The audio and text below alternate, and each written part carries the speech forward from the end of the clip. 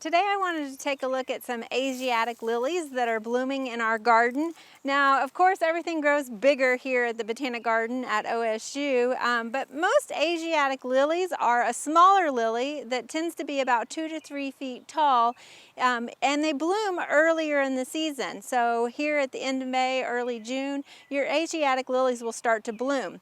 Now they can range in a number of colors, anywhere from whites to yellows, reds, burgundies, and they're just really bright flowers, bright, bold flowers. They tend to have their flower upright to really show it off. And they're a nice addition to any garden, and they're really easy to grow. So think about adding Asiatic lilies to your garden. Now, they are not to be confused with Oriental lilies.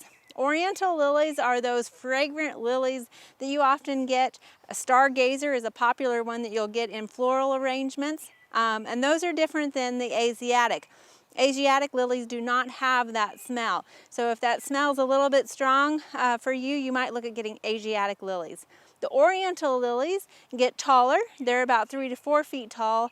And again, they come in different colors such as whites and pinks and burgundies, and they will bloom a little bit later in the season.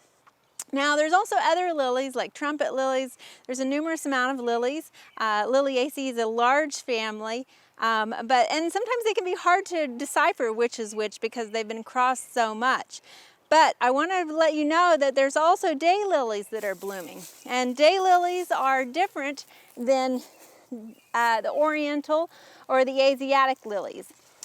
These behind us are true lilies, whereas daylilies are not true lilies. They are a genus called Hemerocallis.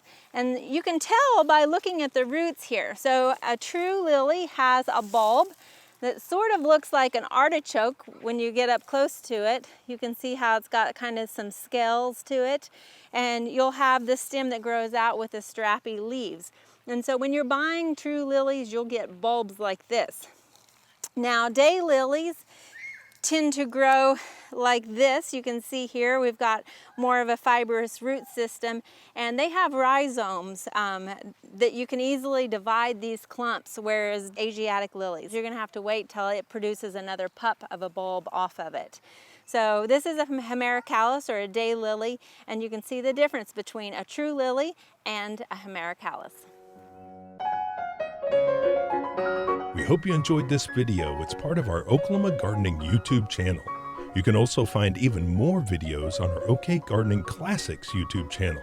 And join us on social media for great gardening tips, photos, and discussion.